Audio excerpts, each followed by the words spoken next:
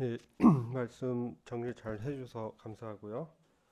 오늘 로마서 2장 후반부의 주제가 이제 종교적이지만 잃어버린 자 이렇게 얘기할 수 있습니다. 사실 이제 유대인의 사례를 통해서 오늘날 기독교의 그 교인들의 영적 상태를 저희들이 살펴보고 저희들에게 어떻게 적용해야 되는지 그런 부분을 나누고자 하는데요. 그 종교적으로 우리가 말하고 종교적인 행위를 수행하지만 실질적으로는 그러한 정신이 없는 상태를 우리가 경계해야 된다는 것이죠. 유대인들이 자기들이 어떤 특권이라든지 전통이라든지 이런 것들을 의지했습니다. 그래서 그런 자신들의 배경 그리고 어떤 활동을 의지하지만 실질적으로 내면에서는 하나님과의 이 교통이 없었다는 것이죠. 그런 것에 문제점을 지적하면서 아까 이제 후반부에 말씀하신 바와 같이 이 마음의 할례를 통해서 우리가 그 부분을 해결하자 이렇게 예, 주제를 얘기할 수 있겠습니다. 유대인들의 전통적인 주장은 어떤 것들이 있었냐면 유대인들은 자신들이 유대인들이라는 그 이름을 사실 의지했어요. 어떤 선민의식이죠. 그리고 그들의 그 구약 성경 토라라고 하죠. 그들의 책을 또 의지했습니다. 그래서 요한복음 5장 39절을 보시면 이렇게 말씀하고 있어요. 너희가 성경에서 영생을 얻는 줄 알고 생각하고 성경을 상고하거냐 이 성경이 곧 내게 대하여 증가하는 것이로다. 이렇게 주님 말씀하시죠. 유대인들이 성경, 이때 성경은 구약 성경입니다. 이 구약 성경에서 그들이 영생을 얻을 걸 생각하고 율법을 준수하고 깊이 생각했지만 실질적으로 성경의 주제인 이 그리스도께로 나오지 않았다는 것이죠. 왜 그랬는가? 이제 그런 부분들을 말씀드리고자 합니다. 그리고 그들은 자기들이 이 율법 이것을 지키는 것들을 자랑했어요. 행위를 자랑했다는 거죠. 이 외모적인 것을 자랑했습니다. 그리고 그들이 율법을 갖고 있는 이런 것들에 대해서 굉장한 어떤 프라이드를 느끼면서 자신들이 율법을 소유하고 있고 그 율법을 분배하는 사람이다. 이러한 교만한 생각을 가졌어요. 그래서 이런 것들이 그들을 자만하게 했다. 그러나 우리가 말씀을 통해서 쭉 보면 오늘 19에서 20절을 보더라도 로마서 2장 19에서 20절을 보더라도 그들의 실상은 영적으로 자신의 상태를 보지 못하고 있었다는 것이죠. 영적으로 소경이라고 볼 수 있습니다. 그리고 미숙한 선생들이었다. 그들이 생각하기에는 율법을 자기들이 가졌기 때문에 그 속에 있는 진리까지도 자신들이 행하고 있고 구차했다라고 생각했어요. 그러나 그들은 사실은 그들의 마음속 깊이에는 죄를 품고 있었고 하나님을 사랑하는 마음이 없었다는 것이죠. 이게 굉장히 중요합니다. 그들은 외모적으로 하나님을 섬기는 듯했지만 실질적으로는 자기 의의를 쌓았고 또 그런 기준을 통해서 남을 비판하고 또 비난하기까지도 하게 됩니다. 그래서 그들이 이방인들을 뭐라고 했냐면 개라고 호칭했습니다. 개. 그래서 상종도 안 하고 이방인과 혼혈된 사마리아인들은 아예 만나면 이렇게 인사도 안 하고 돌아가고 사마리아 지역은 통과하지 않았어요. 우리 요한복음 4장 보면 주님은 사마리아의 소가성을 통과해서 가시잖아요. 그럴 때 그 소가성의 여인이 유대인인 당신이 나에게 이렇게 말도 걸고 물도 달라고 하느냐라고 이제 표현을 보면 우리가 그런 그 당시 이 문화적 배경을 알 수가 있죠. 그래서 유대인들은 이런 어떤 굉장한 특권 의식이 있었다. 에스겔서 33장 31절 보면 이렇게 말씀하고 있습니다.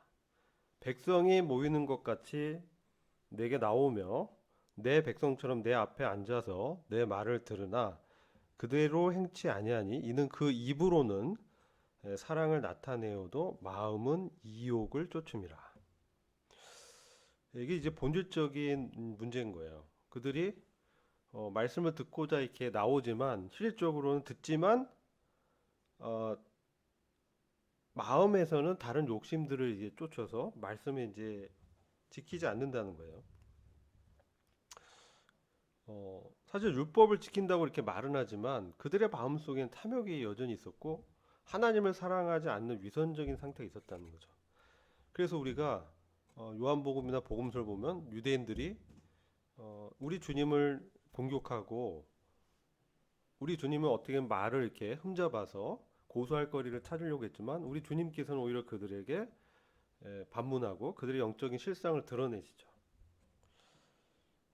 우리가 복음서 보면 특별히 바리새인과 세리가 성전에 와서 기도하는 모습이 있습니다. 거기 보면 바리새인은 뭡니까? 내가 일주일에 뭐 모임을 어떻게 참석하고 기도하고 11조는 어떻게 드렸고 막 자기가 어떻게 지켰다는 사실을 이렇게 자랑합니다. 그런데 세리는 감히 들어오지도 못하고 문 밖에 서서 자신을 이제 긍휼히 여겨 달라고 자기는 죄인이라고 이제 고백합니다. 근데 누구의 기도를 하나님 들으셨느냐? 세리의 기도를 들었다는 것이죠. 이게 이제 우리한테 시사하는 바가 큽니다. 겉으로 율법을 지키지만 사실 그들이 율법을 다 지킬 수는 없어요. 그죠? 뭐 수백 가지가 되는 그 율법의 조문들을 어떻게 일일이 다 지킬 수 있겠어요? 그 중에 일부는 지키고 일부는 못 지키고 이런 것이 이제 실질적이었고 그들이 어떤 율법을 지켜서 의롭다고 생각하고 율법을 가진 어떤 특권 의식이 자기들이 율법을 소유했다는 것 자체로 자신들이 구원받았다고 생각한 거예요. 그렇게 생각을 한 거예요. 자기들이 의롭고 구원받았고 그래서 마치 자기들이 이런 일을 행하는 거는 그거에 대해서는 죄를 범한 부분에 대해서는 관대하고 다른 사람들이 다른 민족이 이제 그런 죄를 범하는 거에 대해서는 굉장히 날카롭게 비판하고 비난하고 그렇게 한 것이죠. 그게 뭡니까? 이 내로남불이죠. 그 무슨 말씀인지 알죠? 어, 내가 하면 로만스인데 남이 하면 그 불륜이라는 거예요. 그렇게 이해하면 되게 쉬워요. 그들의 생각 자체가. 그래서 이 요한복음 5장 42절 보면 유대인들의 상태에 대해서 다만 하나님을 사랑하는 것이 너희 속에 없음을 알았노라. 그들의 이 문제가 이거였습니다. 율법의 가장 큰 정신이 뭡니까? 하나님을 사랑하라는 거예요. 너의 마음과 목숨과 정성을 다해서 주 여호와 하나님을 사랑하고 또 이웃을 내 몸처럼 사랑하라. 이게 이제 율법에 있어요. 제일 되는 계명이고 제2계명으로 소개되고 있습니다. 그러나 정작은 그들의 마음엔 그런 것을 할 수 있는 능력도 없었고 그래서 이제 외식하게 되는 거죠. 위선적으로 행하게 됩니다. 요한복음 14장 23절 보면 이런 말씀이 있어요. 예수께서 대답하여 가라사대 사람이 나를 사랑하면 내 말을 지키리니 내 아버지께서 저를 사랑하실 것이요 우리가 저에게 와서 거처를 저와 함께하리라. 그죠? 사람들이 하나님을 사랑하면 그분의 말씀을 지키게 된다는 거예요. 이게 율법을 지키려는 어떤 노력이나 이렇게 해서 지킬 수 있는 그런 수준의 그 기준이 아니죠. 사실 다 못 지킵니다.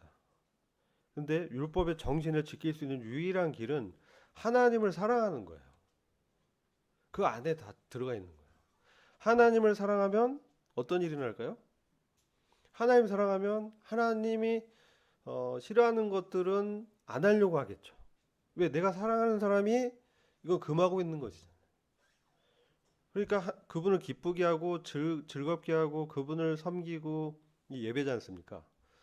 예배드리는 자로서의 삶을 살려고 한다면 어떻게 하겠어요? 자신을 더 이제 정결하게 하려고 하고 세상의 풍조에서 거기 물들지 않으려고 하고 그렇죠? 주야로 또 말씀 묵상하고 이렇게 되는 것이죠. 그래서 하나님 앞에 기도하게 되고 또 자기 안에 있는 이런 문제점을 발견하죠. 왜냐하면 우리 안에 이 옛 성품이 있잖아요. 그죠? 육신이 있어요. 그래서 이런 악들을 보면서 회개하고 돌이키고 또 주님께 나아가고자 추구한다는 것이죠. 이런 것이 뭡니까? 하나님을 사랑하는 어떤 사람들의 생활이죠. 생활 방식이죠. 근데 이것이 유대인들은 그렇지 않았다는 것이죠. 물론 그 중에 정말 경건한 분들이 있었지만 유대 민족을 봤을 때 민족적 유대인들은 그 부분에 있어서 실패했다. 이것을 우리가 역사에서 보게 됩니다. 그래서 그들은 어떻게 했습니까? 그들의 행위를 의지하고 겉으로 하나님 사랑한다 하지만 바알신을 이렇게 섬기고, 이게 뭐예요? 바알신을 섬기는 게 뭡니까? 그들이 하나님을 섬긴다고 하지만 이방신인 그 풍요와 그저 다산의 이 신들, 예, 그런 번영을 추구했다는 거예요. 이방인들처럼. 그것에 이제 물들은 것이죠. 뭡니까? 타협한 것이죠. 세상의 가치관과 하나님의 그 율법이겠죠.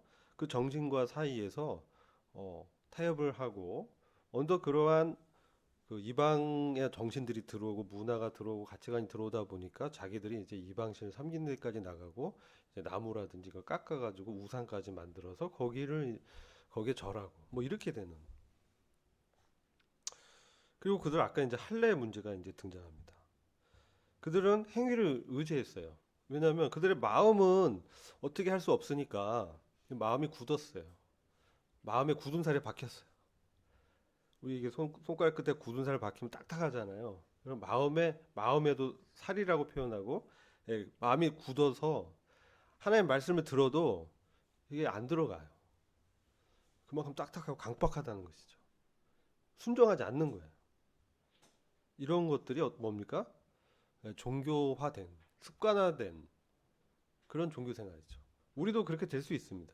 우리가 주님과의 관계에서 성령님의 음성에 우리가 민감하게 반응하지 않고 말씀 잘 듣지 않고 이 세상의 풍조에 자꾸 귀 기울이고 그런 쪽만 더 많이 생각하고 한다면 우리 마음 가운데 육신이 있기 때문에 그쪽이 더 강해지게 되겠죠. 그럼 어떻게 성령의 어떤 인도함을 받을 수 있겠어요? 못 받는 것이죠. 자연스럽게 육신적인 삶을 이제 살게 됩니다. 그러면서 이제 위선적이 되고 또 그런 부분에서 나는 연약하니까, 잘 들으세요. 나는 연약하니까 이래도 좀 자기를 어떻게 합리화해.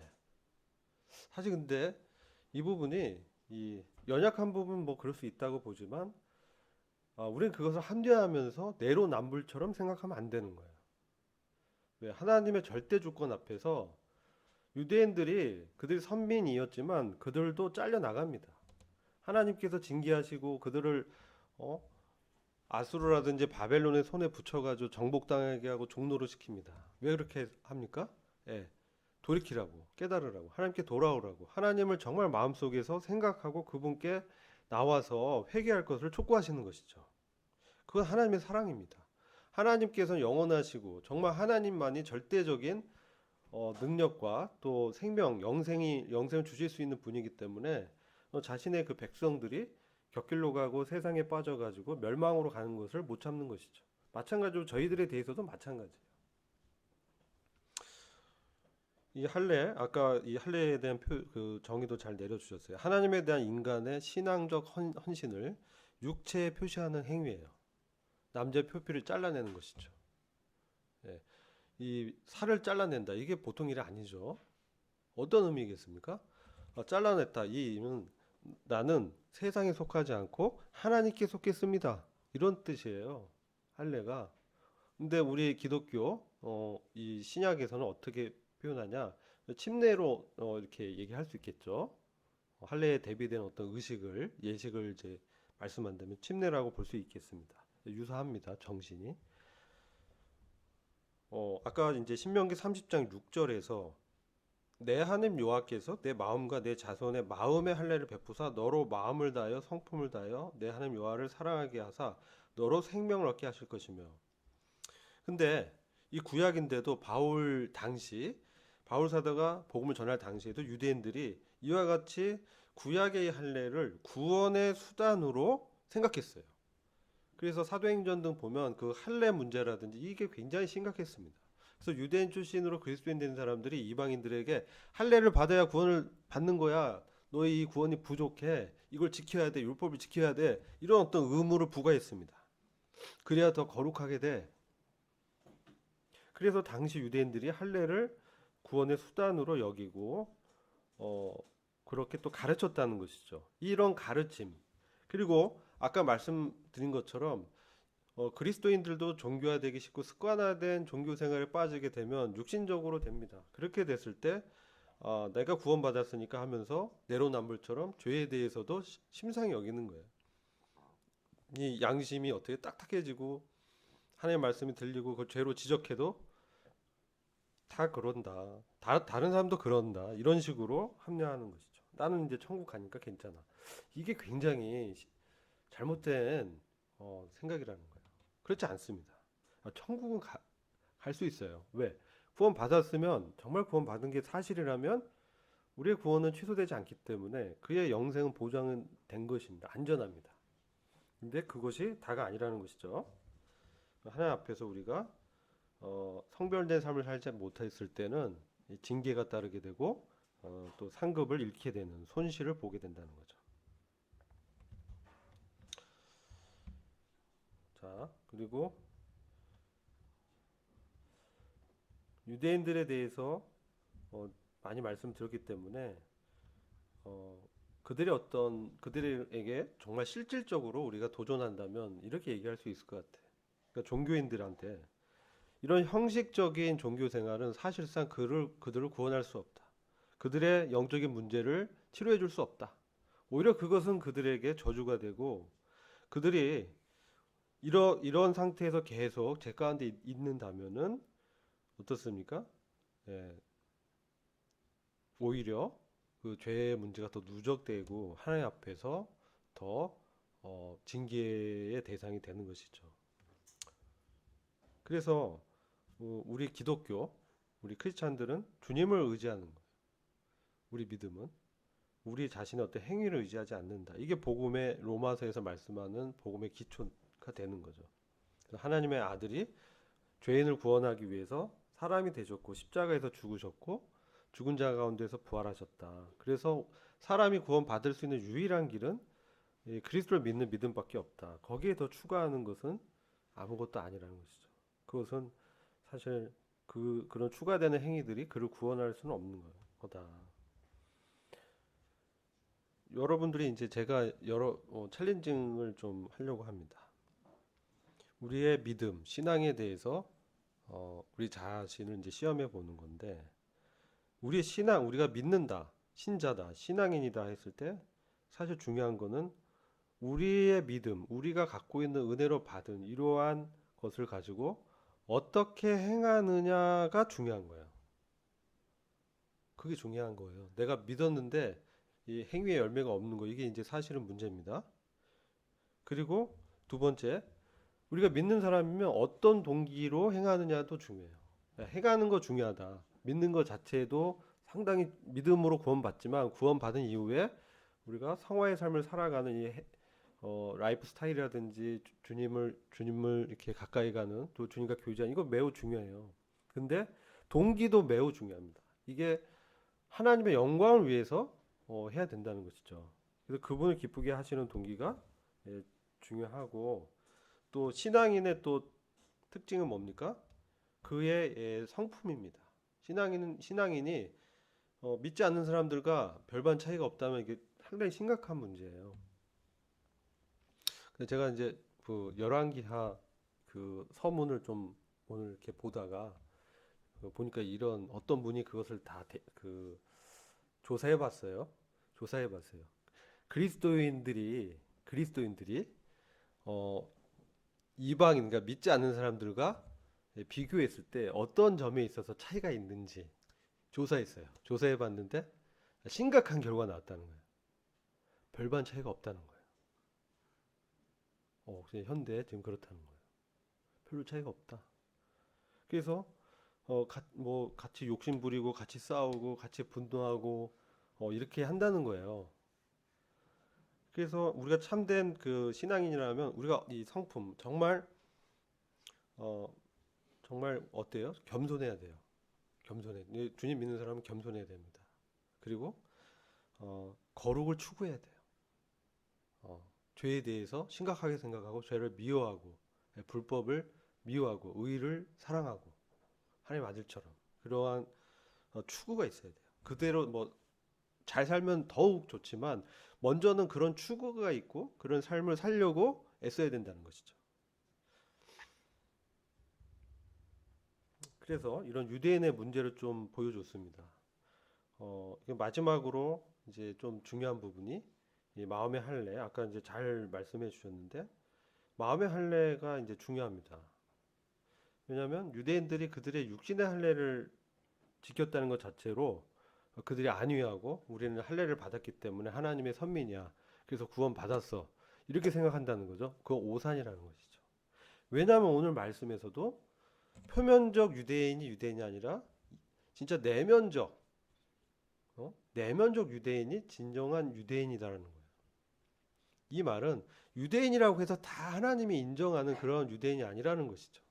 그들이 할례를 행하고 뭘 지킨다고 해도 진정 마음 가운데서 하나님을 사랑하고 정말 그 경건한 생활을 추구하고 겸손하게 율법을 지키려고 그런 어떤 태도와 마음으로 살고 있는지. 마찬가지예요. 우리 크리스찬들도 정말 우리가 침례를 받았고 구원받았다고 했다면 어떤 삶으로 살아가는지 이게 매우 중요합니다. 그래서 사무엘상 16장 7절 보면 사무엘이 이세의 아들 중에 사울 왕을 대신할 두 번째 왕을 이제 찾으러 기름 부음으로 왔잖아요. 그때 이런 말씀을 하나님께서 주셨어요. 사무엘에게 이르시되 그 용모와 신장을 보지 말라. 내가 이미 그를 버렸노라. 나의 보는 것은 사람과 같지 아니하니 사람의 외모를 보느냐 나 요한은 중심을 보느니라. 용모, 외모적으로 첫째 아들 보니까 정말 키도 확 크고 정말 잘생겼고 와, 이 사람 정말 딱 봤을 때 정말 이렇게 왕 같은 풍모가 느껴지기 때문에 이 사람에게 기름 부음을 부으면 좋을 것 같다는 생각을 했어요. 그랬더니 이런 말씀한 거예요. 그의 외모와 키 큰 거 이거 보지 말라. 어, 그래서 어때요? 막 키 큰 그죠? 좋아하잖아, 그죠? 근데 하나님은 중심을 본다는 거예요. 중심에서 정말 하나님을 사랑하는가? 이게 더 중요한 거예요. 그리고 우리 마음이 이제 중요한데 왜냐하면 하나님께서 그것을 다 드러내서 하나님이 그것을 아시고 그런 부분에 있어서 동기의 심판을 하시기 때문에 우리가 지금 우리가 그리스도의 심판대에 다 서게 됩니다. 어, 다 아시죠? 그런데 그때 이 히브리서 4장 12절 말씀처럼 하나님의 말씀은 살았고 운동력이 있고 좌우의 날선 검과 보다 예리해서 혼과 영과 관절과 골수를 찔러 쪼개기까지 해서 또 마음과 마음의 생각과 뜻을 감찰한다. 우리 마음이 어떤 동기인지를 다 아신다는 거예요. 그죠? 그래서 우리가 우리 마음 붙였을 때 잘못된 마음, 내가 드러나고 높고 내가 주관하고 주도하기를 좋아하는 분들은 성향상 기질상 그럴 수 있습니다. 저도 그런 기질이 있습니다. 근데 이렇게 하다 보면요, 육신적이 되고 상대방하고 주도권을 갖고 다투게 돼요. 그러다 보면 참 힘들게 됩니다. 그런 상황에서 어떻습니까? 우리는 말씀을 비춰보면서 내가 오늘 정말 하나님의 하나님을 믿는 사람으로 행했는가? 그런 부분을 이제 살펴봐야 돼요. 만약 그렇지 못했다면 우리가 자백하고 우리에게 있는 대제사장에게 나아가서 그분의 그 긍휼을 구하고 은혜를 구하고 나의 영적인 상태를 고백하면서 이런 상태에서 정말 벗어나고 정말 다른 생활을 살고 싶다. 이런 마음을 가져야 돼요. 착하게 살고 싶다 이런 정도가 아니라 정말 그리스도인으로서 삶을 살고 싶다. 달라지고 싶다. 여러분 그런 마음을 좀 해보신 적이 있나요? 어떻습니까? 난 정말 달라지고 싶다. 나 이렇게 살기 싫다. 어떤 영화를 보니까 어떤 그 배우가 그런 말을 하더라고요. 선생님, 난 정말 달라지고 싶어요. 근데 안 돼요, 잘 그게. 근데 우리도 주님 앞에서 우리가 정말 다른 사람들이잖아요, 사실. 정말 다른 거예요. 우리 영적으로도 다르고, 믿지 않는 사람들과 이렇게 비교해 봤을 때 영적으로 완전히 다른 거예요. 그래서 우리가 어떤 자인지 이런 것들 잘 생각해야 돼요. 마음의 할례에 대해서 좀 더 부연하면 빌립보서 3장 3절 보면 이렇게 말씀해요. 하나님의 성령으로 봉사하며 그리스도 예수로 자랑하고 육체를 신뢰하지 아니하는 우리가 곧 할례당이다. 정말 할례당이 그, 그 육체의 표피 그것을 잘라낸 그런 사람들이 할례당이 아니라 참한 할례당은 바로 우리라는 것이죠. 하나님이 보시는 할례의 정신을 갖고 사는 사람은 어떤 사람이냐? 하나님의 성령으로 봉사해야 된다는 거예요. 이것을 이제 흠정력을 보면요, 하나님의 영으로 예배한다라고 표현되어 있어요. 이 봉사라는 단어가 예배하다는 뜻도 있습니다. 그 원어적으로 그런 의미도 있어요. 그래서 다른 사본에는 이렇게 얘기해요. 영으로 하나님을 예배하다. 이렇게 말씀해요. 하나님의 성령으로 봉사한다라는 것을 하나님의 영으로 예배하고 또 그렇죠? 영으로 하나님을 예배하는. 우리 요한복음 4장에 보면 수가상 여인과 주님과의 대화에서 참된 그 예배에 대해서 참된 예배자를 찾으시는 하나님에 대해서 말씀하죠. 때가 되면 뭡니까? 신령과 진정으로 예배를 드리는 자를 찾는다. 그게 신령이 이제 영입니다. 영으로 예배한다. 또 진리로 예배하는. 이것을 하나님께서 그런 자들을 찾고 계시고 그런 자들과 교제키를 원하시고 우리가 그러한 예배를 드리길 원하는 거죠. 우리가 영으로 예배하고 영으로 섬기는 것이 곧 할례당이라는 거예요. 우리가 마음에 할례를 받은 사람은 이렇게 성령으로 예배하는 거예요. 근데 또 그리스도 예수로 자랑하고 그리스도 예수 안에서 자랑한다. 우리가 자랑할 대상이 나의 성적, 공과, 업적이 아니고 주님을 높이고 자랑하는 거죠. 이게 마음의 할례를 받은 사람의 태도고, 또 육신을 의지하지 않는 거예요. 육체를 신뢰하지 않고 주님을 전적으로 의지하는 것이죠. 이게 마음의 할례를 받은 사람들의 태도라는 것이죠. 세 가지 말씀드렸어요. 그리고 히브리서 13장에 가면 또 여러 가지 말씀이 있어요. 그래서 찬미의 제사도 드리고 선한 일을 도모하고, 그러니까 영으로 예배를 드리는 게 뭐냐는 것이죠. 마음의 할례를 받은 사람은 여러분들이 그 마음의 할례를 어떻게 받아요? 이렇게 질문할 수 있겠죠. 안 궁금해요? 안 궁금해요? 그냥 끝낼까? 끝낼까? 이게 골로새서 2장 11절 보면 이와 같이 얘기해요. 또 그 안에서 너희가 손으로 하지 아니한 할례를 받았으니 곧 육적 몸을 벗는 것이요 그리스도의 할례니라. 손으로 하지 아니한 할례라는 거예요. 마음의 할례죠. 우리는 이게 영적 할례고 이것은 뭡니까? 육적 몸을 벗는 것이고 이게 그리스도께서 받은 할례예요. 그리스도의 할례다. 이게 그리스도께서 할례 받았다. 이게 어떤 의미냐면 곧 그 이후에 골로새 2장 12절의 말씀으로 풀어서 설명하는데, 너희가 침례로 그리스도와 함께 장사한 바 되고 또 죽은 자들 가운데서 그를 일으키신 하나님의 역사를 믿음으로 말미암아 그 안에서 함께 일으키심을 받았느니라. 이렇게 말씀합니다. 이걸 풀어 해석한 거예요. 그러니까 주님께서 십자가에서 죽으시고 부활하시고 승천해서 하나님 우편에 앉아 계신 이러한 사실을 받아들이고 내가 그리스도와 함께 연합된 믿음을 갖는 것입니다. 그럼으로써 어떻게 해요? 육적 몸을 벗는다, 이 표현이 있어요. 이게 되게 어렵죠. 육적 몸을 어떻게 벗어요? 옷을 이렇게 벗는 거예요? 뭐가 육적 몸을 벗는 걸까요? 예? 육신의 이 생각들, 육신의 생각들을 부인하는 거예요. 그러니까 이 할례는 뭐냐면 이 표피를 잘라내는 거거든. 그런 것처럼 나의 이 육적 몸이라는 이런 것도 보면요, 이 나의 그 옛 자아예요. 옛 자아를 벗어버리는 거예요. 벗어버리는 거예요. 어떻게 이것을 벗어버리냐는 거죠. 어떻게 벗어버리느냐. 이게 이제 우리가 실제 마음의 할례를 이제 적용할 때 기억해야 되는 것이죠.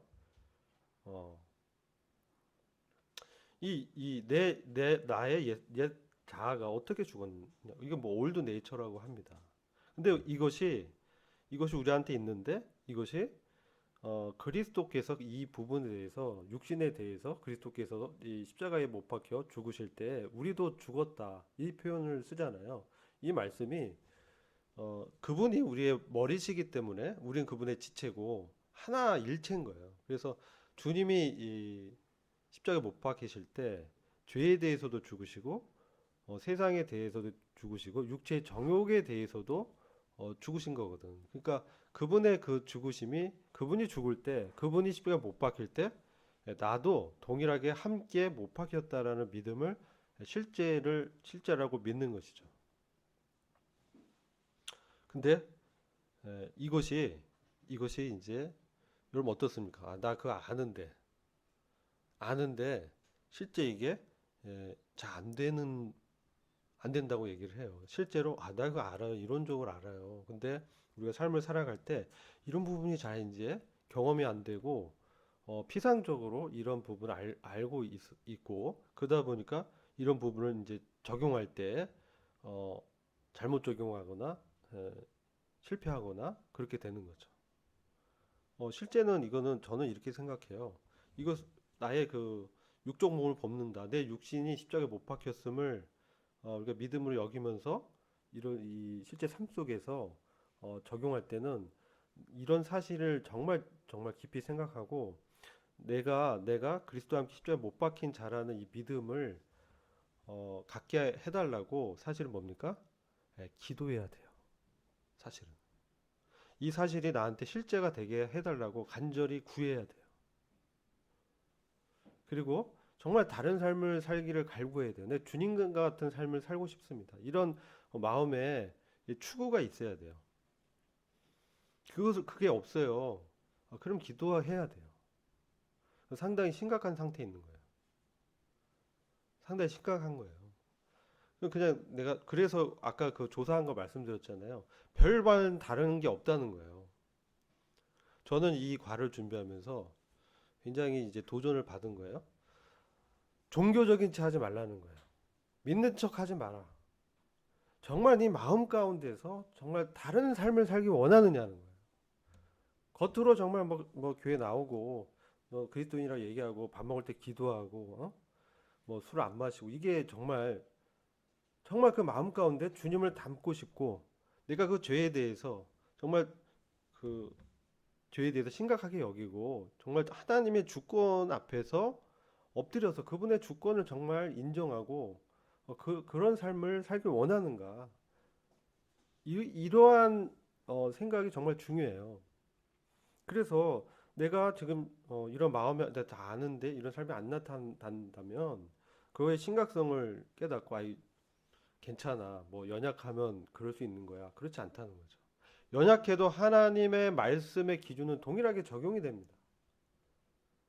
예? 우리가 이방인으로서 그리스도 믿고 신자가 됐는데 그 은혜로 구원 받았는데 이 로마서 쭉 읽다 보면 유대인들도 그렇게 버림을 당했는데 믿는 신자들도 더욱 더 그러한 엄위하신 하나님의 심판 앞에서 자기를 이렇게 비춰봐야 된다는 것이죠. 그래서 이 육적 몸을 벗는다. 나의 그 내가 이 말씀을 어떻게 삶 가운데 적용해야 될까? 한번 깊이 생각해 보세요. 때가 되면 되겠지. 그게 아니고 지금이 때예요. 이 말씀이 나한테 임할 때예요. 지금이에요. 그러면 하나님 앞에 엎드려서 기도하는 것이죠. 정말 난 다르게 살고 싶고 주님의 그런 삶을 살고 싶고 주님과 같은 삶을 살고 싶습니다. 사도 바울 같은 그런 삶을 추구하고 그러한 신앙인으로서의 삶을 살고 싶습니다. 종교적인 채 하지 말라는 거죠. 거기에 난 도전을 받았어요. 네? 실질적으로 죄를 범하면서 안 범한 척 하지 말라는 거예요. 내가 겉에서는 경건한 척 하는데 실제 내 마음에서는 그런 악한 생각들이 일어나고 예? 그렇게 이제 넘어지면서 마치 이런 걸 그냥 괜찮다라고 생각하지 말라는 거예요. 정말 심각하게 자기에게 죄의 문제가 있다면 하나님 앞에 나와서 고백하고 기도하는 것이죠. 그래서 정말 다른 사람이 되길 원하냐. 여러분이 로마서를 그냥 피상적 이론적으로 공부한다면 뭐 더 중요합니다. 지식적으로 알아야 돼. 근데 정말 이런 다른 삶, 정말 그리스도인의 삶을 살길 원해야 돼요. 그리고 이걸 나한테 적용해야 돼요. 나에게 이런 삶이 나타나지 않아요. 그럼 저는 심각하게 왜 나타나지 않을까? 하나님께 기도해야 돼요. 하나님 그걸 말씀해 주는 거예요. 내가 이 종교적인 책 하는 거 아니야? 제가 거기 말씀에 걸렸어요.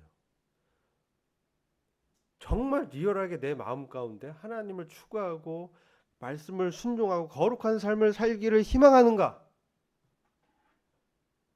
이게 더 중요해요. 또 그런 삶을 추구하고 하나님 앞에서 이 말씀이 나한테 적용되게 해달라고 기도해야 됩니다.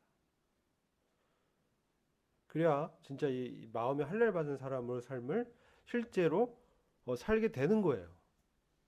그게 나타나지 않으면 내로남불처럼 하지 말라는 거예요. 그 종교인이에요. 그게 유대인이에요. 그런 사람이. 나 구원받으면 괜찮아. 심상하게 죄를 생각하고. 그렇지 않다는 거예요. 그래서 우리가 그런 부분을 정말 심각하게 돌이키면서 정말 거룩한 삶을 추구하고 단절하고 정말 주님께 성별된 삶을 살기를 갈구하는 그러한 신앙의 이 정신이 회복돼야 돼요. 그게 마음의 할례를 나한테 적용하는 거예요. 잘라내야 되는 거예요.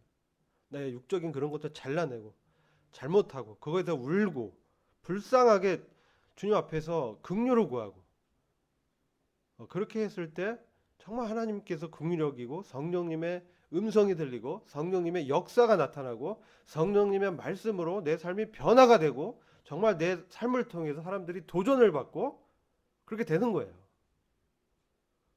그래서 우리가 정말 다른 삶을 추구하기를 원합니다. 기도하고 마칠게요. 아버지 하나님, 오늘 이 마음의 할례에 대해서 함께 교제했습니다. 주님께서 저희들 불쌍히 여기시고 하나님의 성령의 교통함과 능력으로 저희들의 생각을 변화시켜 주시고 하나님 뜻이 무엇인지 분별하게 하시고 참된 저희들이 몸을 하나님께 드리는 영적인 예배가 저희 가운데 회복되게 하시길 간절히 기도합니다. 우리 예수 그리스도의 존귀하신 이름으로 의탁하고 기도했습니다.